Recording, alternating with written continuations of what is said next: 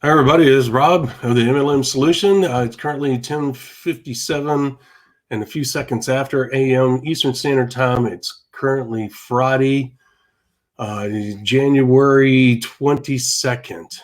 And if you guys want to join us today at 11 a.m. Eastern Standard Time, as always, you know how to find us. That's utilizing hashtag the MLM Solution, hashtag the MLM Solution.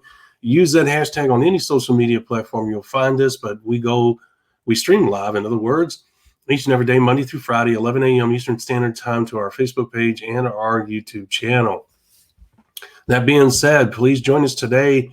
Today is Freelance Friday. As you can see, it's episode number 37. Freelance Fridays are some of our most popular and most watched episodes, and for good reason. We cover all things network marketing and really just life in general. So it's a freelance on purpose so that we can have a good time and cap off the week of intense learning with a little bit of fun and laughter. So join us today at 11 a.m. Eastern Standard Time. I'm going to hop off of here. We'll see you shortly.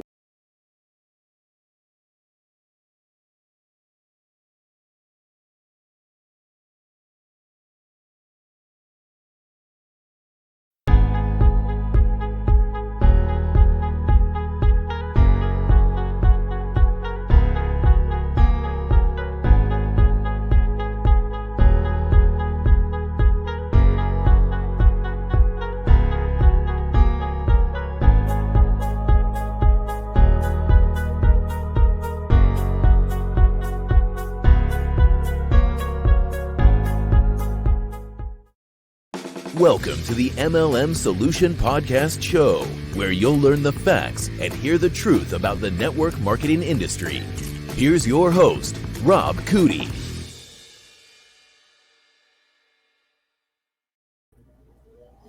Good morning, Miss Marie. Good morning, Rob. Happy Friday to you, sir. How are you doing today? I'm doing fine. Thank you very much. I'm glad that this week is over. Quite an eventful week, to say the least. Well, I was going to say, there was a speaker I saw once upon a time, and as I was just sitting here thinking about it, I'm like, I wonder if it was Jim Rohn that said this, or maybe it was one of his kind of disciples that came up with this. He spoke at kind of a network marketing or some affiliated type of event, and he talked about the fact when people ask how you're doing, whether you're doing well or you're doing poorly, you can always give the same response and be truthful. And that response is unbelievable. So that's kind of the way I feel about today and the way things have gone this week. And I'm just like, unbelievable. I like that. I totally get that. Yep. Yeah.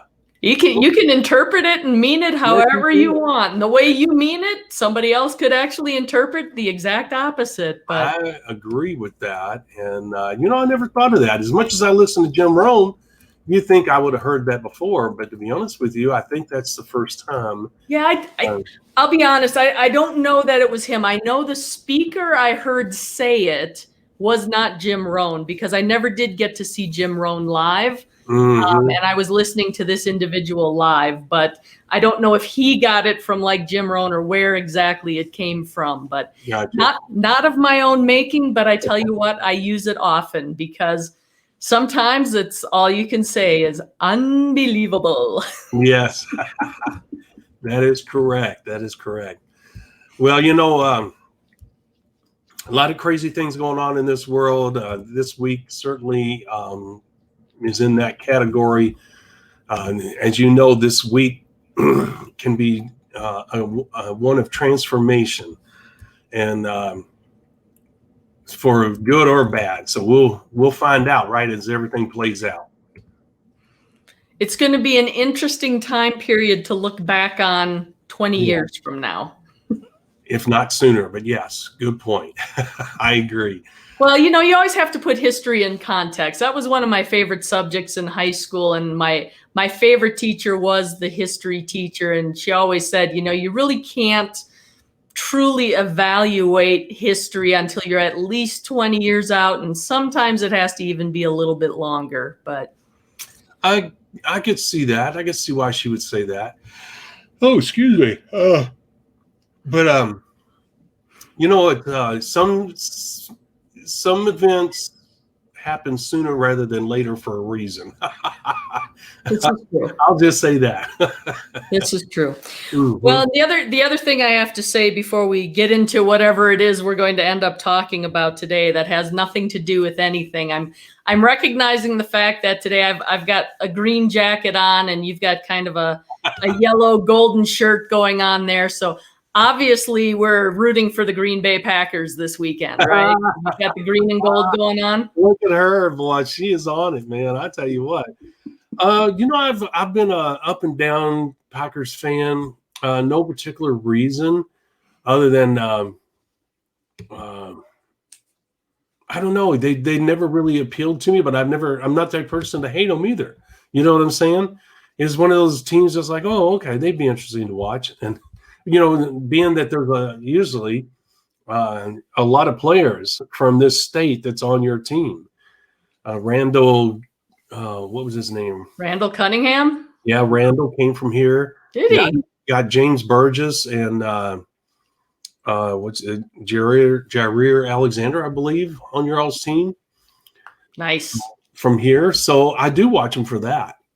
And so there you go. Well, I'll be honest. I haven't watched them much this year. Professional sports has been very backburnered for me, but yes. you know, you can't help but hear about it now because it's the championship game this weekend heading into the Super Bowl. So yeah, that's right. You know, cheesehead born and bred, still got a little bit of a fan thing going on. Well, you should. And I'm surprised because usually you guys are very devout. You follow them no matter what. And so I'm kind of surprised because I know you are a sports person. Well, yeah, but at the same time, you know, things are busy and there's only so many hours in a day. I can only separate my attention in so many venues. So unfortunately, the Packers have taken a back seat. So sorry about that, guys, but you know.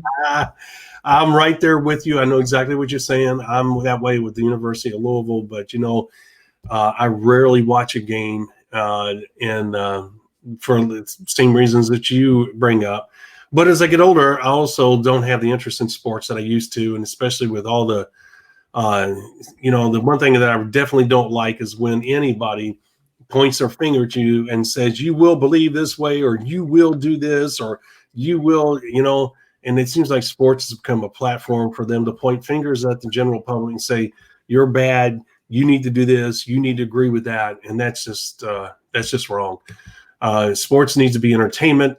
Keep your opinions to yourself, and if you know, with the money that they make, Miss Marie, if they have a social cause, why don't they start a nonprofit organization?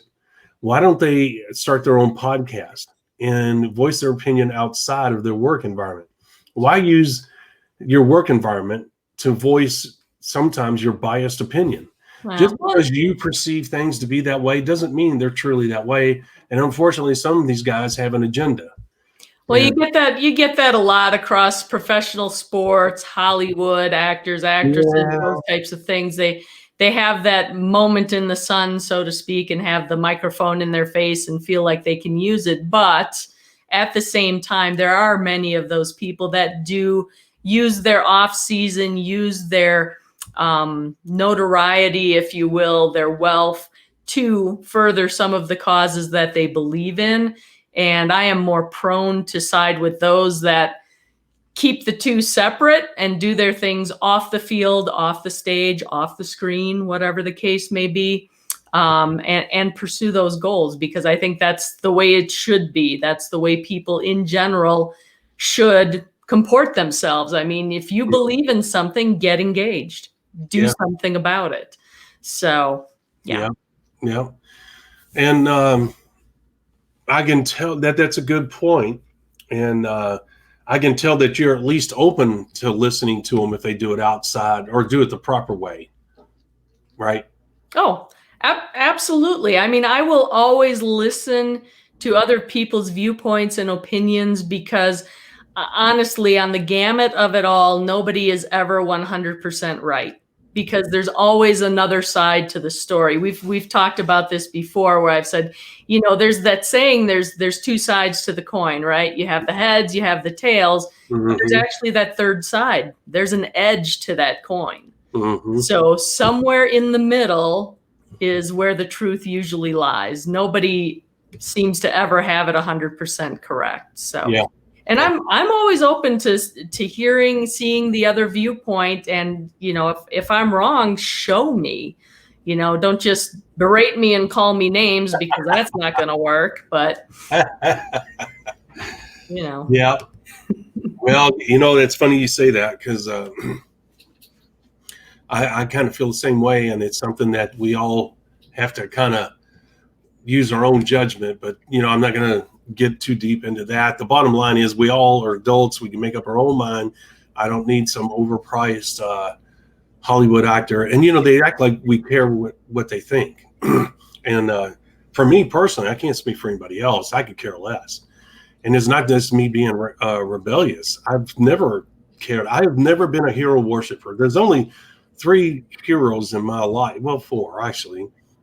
The Lord, my dad, my stepmom, and Muhammad Ali, and well, actually 5. Another guy, Howard Snellenberger. And I really hesitate to say heroes with Muhammad Ali and Howard Snellenberger, but the point is that the impact that Muhammad Ali had in so many different aspects, whether you agreed with him or not, I didn't necessarily agree with the way he went about his military thing, but I understood why he did it. And it had a profound impact in many different ways, good and bad. But at least he had a stand, and at least he was peaceful about it, And once it was over, he moved on. He didn't drag it with him, and he didn't bring race into it.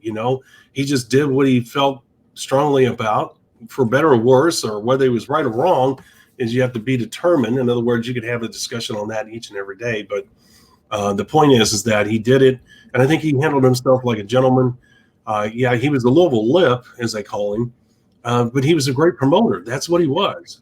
He wasn't an antagonist. He knew how to get under people's skin, but he did that because he wanted to make as much money as he could. And he knew the boxing industry at that time was kind of underground. And I don't mean like people didn't know about it, but I mean, it wasn't something people sat down in front of the TV and say, hey, there's a fight on tonight. Not when, before he came on. There was very few of that. He brought boxing to be mainstream, as you know. And he really, I look at him as almost the father of personal branding in my mind. Yeah. Because in my experience, and because I remember watching him as a kid and just being enthralled with him, I thought he was awesome. He had a sharp brain and a sharp tongue. I mean, he could come just like that. But anyway, go ahead. Yep. And he wasn't afraid to put it out there. He did kind of the self-promoting. It was like he was taking selfies before selfies were a thing, right? Yeah. I mean, you look at social media today, and you can almost take that back, and you can see Muhammad Ali doing the same thing, but without the technology that we have available to us today. And that is one of the challenges today is how we communicate with one another. Because the issue is oftentimes we're hiding behind a screen or a keyboard, and it's easier to disagree and get into more mudslinging, I want to say, with one another when you're behind that screen or that keyboard than it is when you're facing that person and you're engaged in their world, in their life, and you see more of the context than just perhaps the words they've put out on a 140 character Twitter. So yeah, there's something to be said for personal debate, and that's one of the things that I take advantage of. I think probably more than the average person does these days is I leverage that off switch quite a bit. Yeah. Like my usage of the different social media platforms. I mean, I'll go on once in a while to try to catch up with people, but if there's that whole political stream and stuff going on, it's like, nope. Off, turn it off. Don't need that. Right, exactly. Well, there's so much that's bombarding us today that it's sometimes you have to shut it off. And and everybody's obviously got their own threshold, right?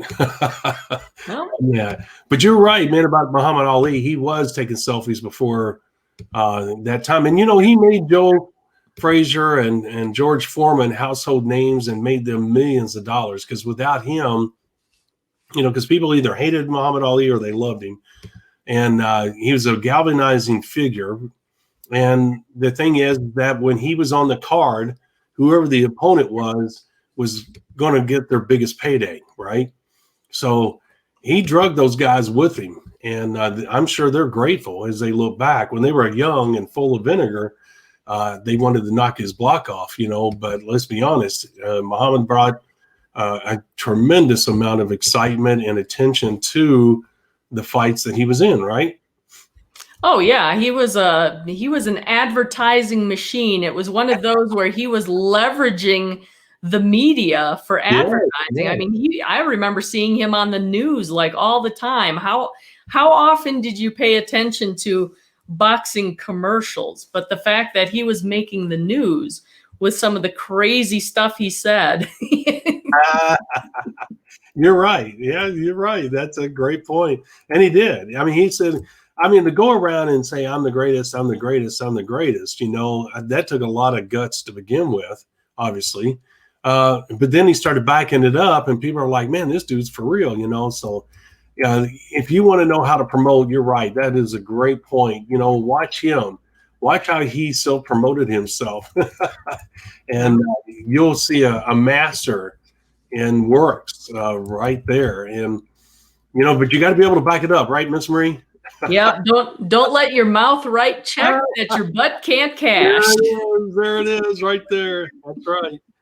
That's right. So the thing is that you have a situation where in today's world with social media, you could really self-promote yourself into another stratosphere. Mm-hmm. If you catch traction, it's a game on, right? Absolutely. Yep. Yeah. So and there are plenty of people doing it across lots of platforms, and it's one of the areas where technology has made network marketing an interesting industry as well, because you have people that can go out there and kind of do that self-promotion. They can come out with their secrets to network marketing success and all these types of things, and sell ancillary products to the industry that a lot of people will buy. And whether or not they're truly helpful may be a different story, but it's another way that a lot of network marketing people generate an income. And this isn't particularly new either. I mean, I remember back in the 70s and 80s, you had some of the high role people in network marketing that would create products, training products, yes. And put them out on tape or a book. That's and right. Sell those, because not only could they do it within their organization, which was an immediate customer base for them to leverage, but throughout the industry as a whole. And as you know, I mean, the industry was just exploding in the 70s and 80s with companies and people getting involved in the industry. So, yeah. And looking for guidance. And what better way to provide it than to do what you just said? So, yeah, there's a long history. And then, there was a lot of great self-promoters in network marketing. Of course, they're not as famous as obviously Muhammad Ali, but the point is, guys, that there was a lot of people. You look at Bill Brett. He was a brand, not on the level of Muhammad Ali, but if you ever got around Bill Brett and saw him on stage and stuff, you would see how he held an audience, and he was a legendary figure, and people just wanted to be in the audience to hear him speak, like Jim Rohn, like Zig Ziglar. Their reputations preceded them, and people would clamor to go see them. And I'll be honest with you, Miss Maria, I wish I had the opportunity to see Zig or Jim Rohn before they passed. They're two of my all-time favorites. Og Mandino's another one. I actually got to see Zig Ziglar live. Oh, get out of here! That's awesome. I wish I had. It was here in Salt Lake City. Oh, it had to have been You mean he knew where Salt Lake City was? Well, somebody got him here. Somebody got I'm assuming he knew where it was. But he was part of a slate of different speakers at an event, and it was at like the basketball arena, so it was just like I was so far away from him, and it was kind of sad, but it was still cool. It was You were in the building. Live. I was in the building. I was breathing the same air as Zig Ziglar. So. There you go. And to me, that is freaking awesome. I'll take that every day of the week. It was very cool. And it was one of those, it was just like, man, this is a once in a lifetime, because this was like 2003, 4, 5, somewhere in there, I want to say. So I don't remember exactly when he passed away, but I don't think it was too long after that. Yeah. I mean, yeah, you're absolutely right. That is something that you have with you for the rest of your life, because he was towards the end of his speaking career. There's no doubt. Whether he passed away even 2-3 years afterwards, you got the tail end of his speaking, because he was getting to the point where he was not doing that many speaking engagements anymore. Right. So, 2012, actually. 2012. I knew he passed away in 2012. So. Yeah. Wow. When did Jim Rohn pass? I'm not sure.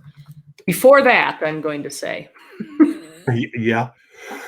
2009, actually. That's later than what I would have thought. I knew they were close together. That's the reason why I asked, because I knew. Yeah, apparently just a few years apart. Yeah. I'm surprised. Actually, I thought he was gone before then, but.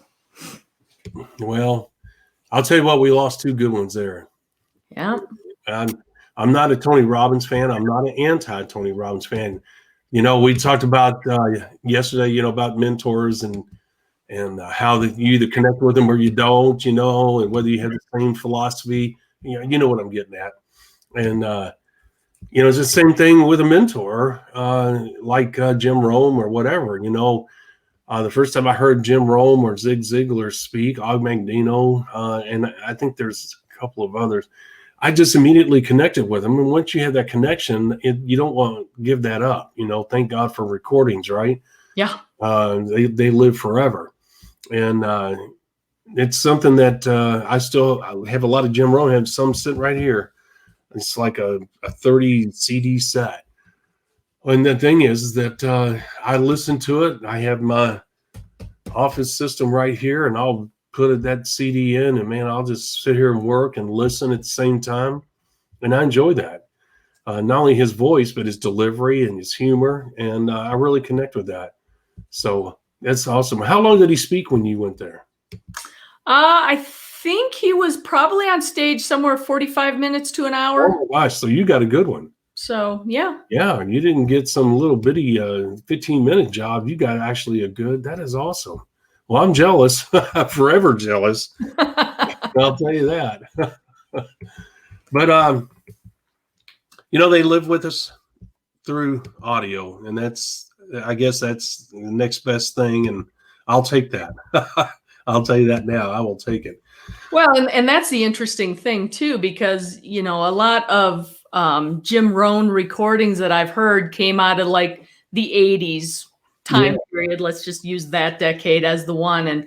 And honestly, I mean, his message is pretty timeless. Oh gosh, yes.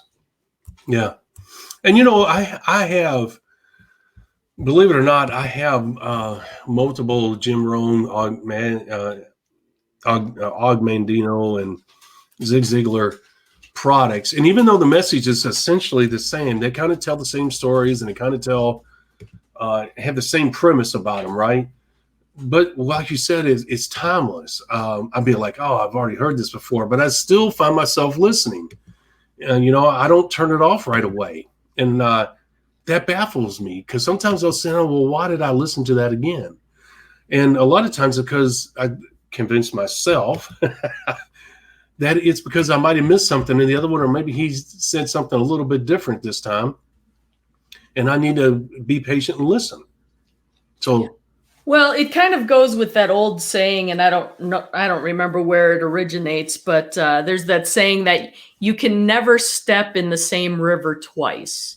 Ooh, with the thought being one of you come up with, I tell you, there's two things that happen there. Is if you're walking through the woods and you come across a stream and you step into it, and then you take your foot out. Mm-hmm. And then you go to step into it again, you'd be like, well, I just stepped in the same stream, right? Well, It's not true, because the first time you stepped in the stream, there was a certain amount of water that was around your foot that has now moved on.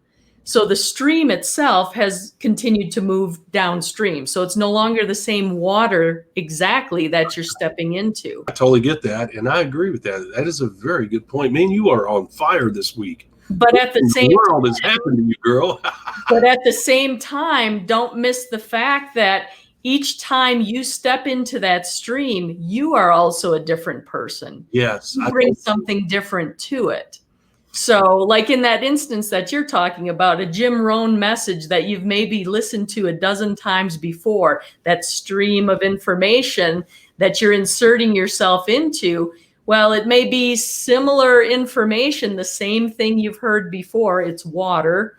You're stepping into it from a different perspective. You're stepping into it with a different viewpoint, a different level of experience than you had before. So now the message is going to resonate a little bit differently, right?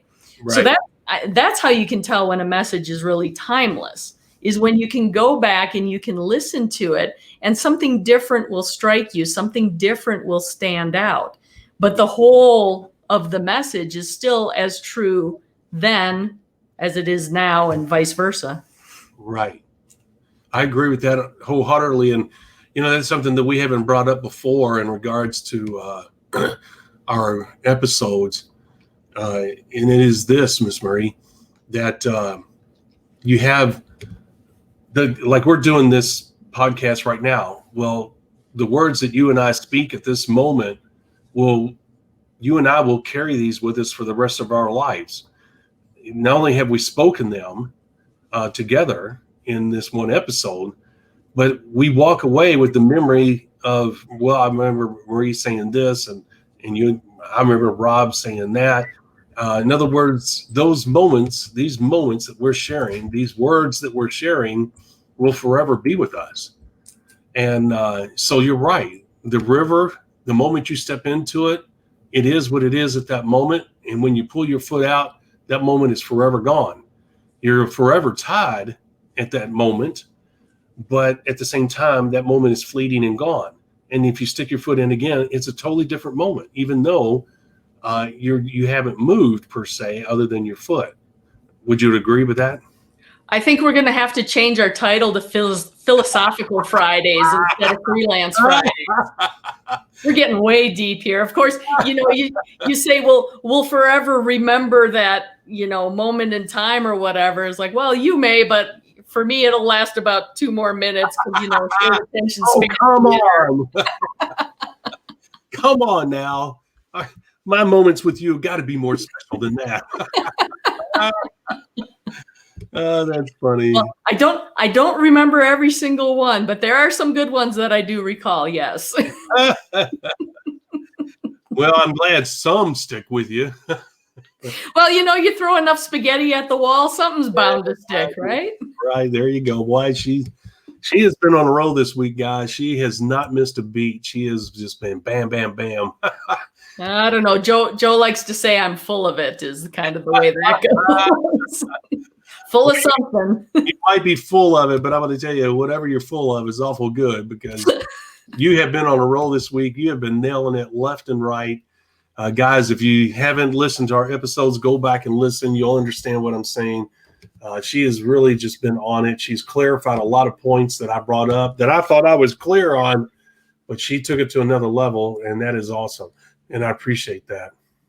Well, that's what makes us a good team, right? You come up with all the good ideas, and I kind of pay attention as you're going along, and then try to make sure we're not missing the point or confusing people. And then I throw in my little bit of smart assery every once in a while. Well, I'm glad you do, because we need that. And It doesn't bother me in the least. I'm glad. It's entertaining, if nothing else. Right, guys? It's what I'm going for. I always say I live to entertain. So. Yeah, and you do that. That's for sure. You do that. And that's what Joe thinks I'm full of, the doo-doo. Terrible man. Tell him, behave. Oh, no, you have to feel for him. The poor guy has to live with me. Yeah, well, I'm sure it goes both ways. I know it does with the wife and I. I have my moments, and she certainly has hers, and, we both laugh and cut up about it. And thank God we do. Otherwise, we'd probably be shooting each other. That's the reason why I hide the gun. So, but no, Miss Marie, you know what? It's life is interesting at this moment, and you and I certainly, I think we keep people focused on an important subject, and that is what we're doing today. The human side of the network marketing industry, how would you say, the real side. In other words, there's no pretense with you and I. There's no underlining meaning. We bring to the table the truth. And because we bring that to the table, people's confidence in what we talk about and what we do and what we provide is sky high. And that's exactly what we want. We want people to feel comfortable coming here. We want people to enjoy coming here.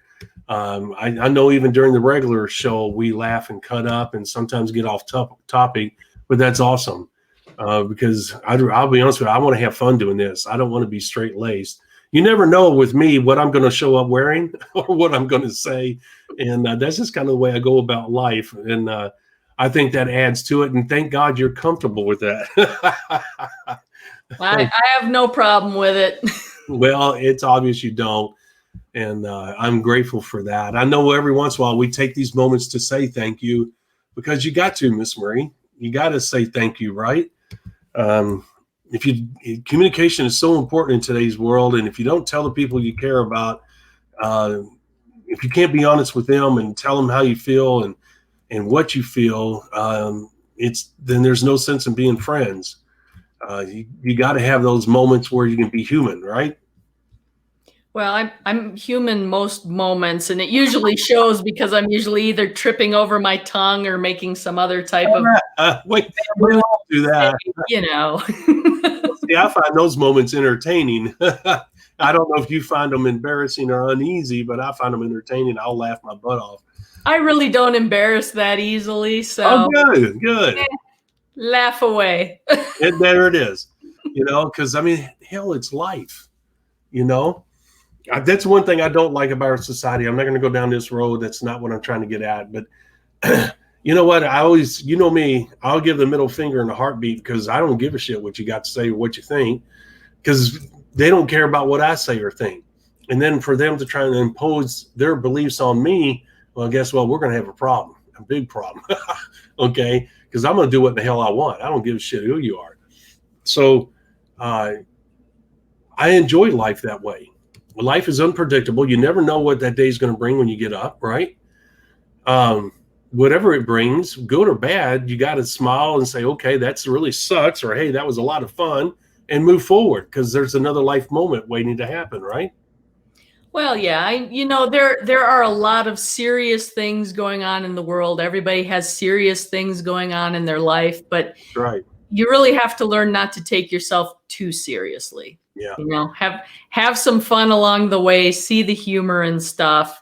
Yeah. I'm really looking forward to comedy making a comeback because I just think there's just been too much yes. seriousness in the world. It's like we all just need to lighten up and laugh. Yes. Well, when I'm out and meeting people, and it inevitably goes towards a social atmosphere, not a social subject. I don't get into that because it's too volatile. And used to be that you pretty much thought Americans thought the same way, but that's not the case right now. You never know what's on somebody's mind. And really, my goal is not to change people's mind or to impose my viewpoints on them. That's not what I'm saying. But, inevitably, it'll go towards what's happening in today's world. And I'll listen to what they have to say. And I'll say, I look forward to the day where we can all just get along together again.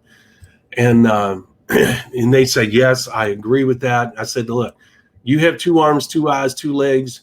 You bleed, you eat, you go potty like I do. I said, we got a lot more in common than we do than different. And they'll say, yeah, I agree. Politics, social stance, none of that ever comes up. I'm talking to them on a human level. And that brings up this. I'll say this, and then we'll get off here because I know we're getting into that moment. So I go to the doctor the other day, obviously, I get that second opinion, blah, blah, blah, right? Oh, I thought you were starting a joke. This is going to be a serious story. Okay. Yeah, no. Well, it's not necessarily serious. And a man walks into the doctor's office. And yeah, there it is.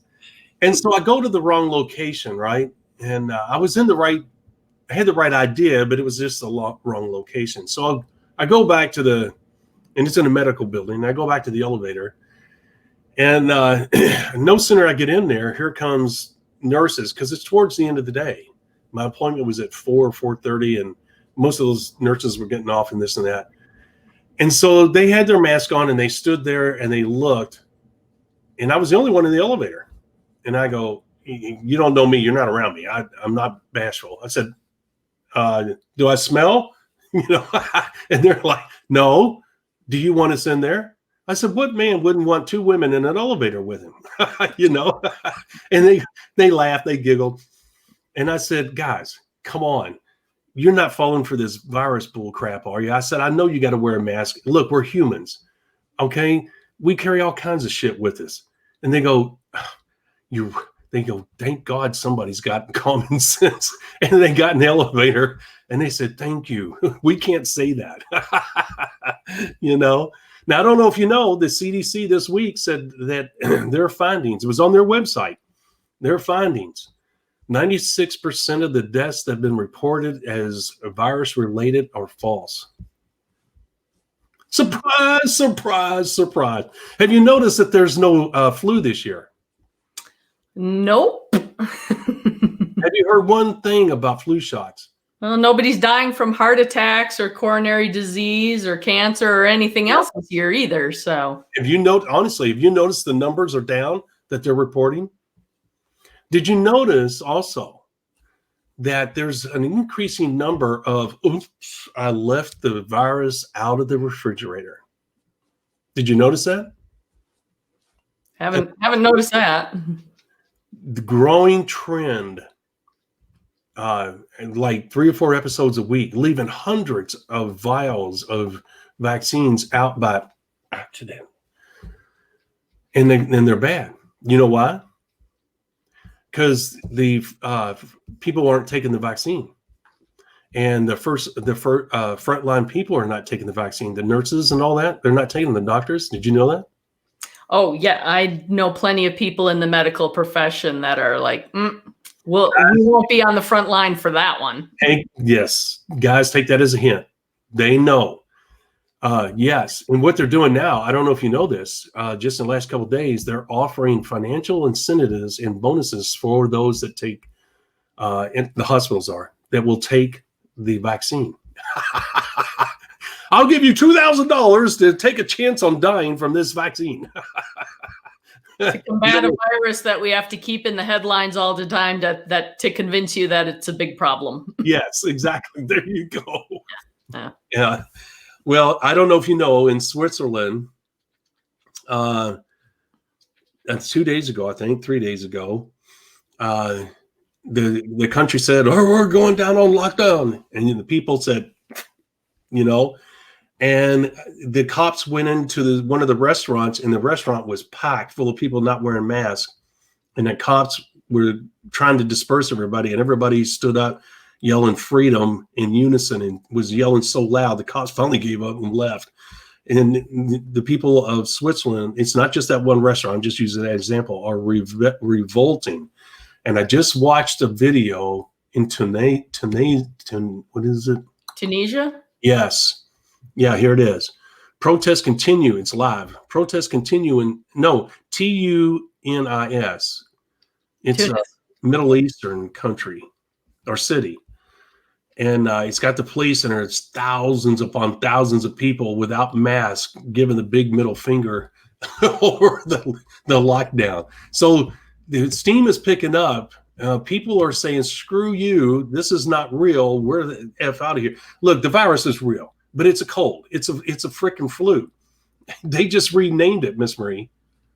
They just renamed it. That's all they did. The reason the flu is not a big deal because the virus is the flu. Does that make sense? Yep. I know you don't want to get it. I don't either. But I just thought I'd throw those facts out since it's Freelance Friday. And you can find all that on reliable sources, multiple sources reporting that. So there you go. My only recommendation in that realm is inoculate yourself against fear. There you go, boy. That's what they're selling. She's closing the week on a statement like that. She's been on fire this week. With that, we cannot add any more. We've got to cut this off. Okay, Miss Marie, we'll talk to you later. It's been 40 minutes. Everybody, Monday, Miss Marie, do you have a product? Do you have a topic for Monday? I did not put it up. We are going to be talking about leveraging the threshold of profitability. If you haven't heard us talk about that before, that's going to be an important one because it is foundational to your success in your network marketing business, growing your organization, achieving that level of income, time freedom, and lifestyle that you're after and that your business partners are after. So be sure to join us 11 a.m. Eastern Monday morning, leveraging the threshold of profitability. That's right, man. That's a good topic. Way to go, Miss Marie. I love it already. I look forward to it, and I mean that sincerely. That's going to be a fun one. All right, guys, there it is, themlmsolution.net.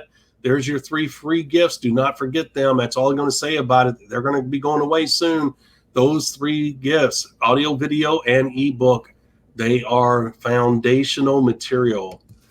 Go there and get it while it's available. With that being said, Miss Marie, as I said, we're going to cut this off. You close this on a high note. We're going to carry that high note to Monday.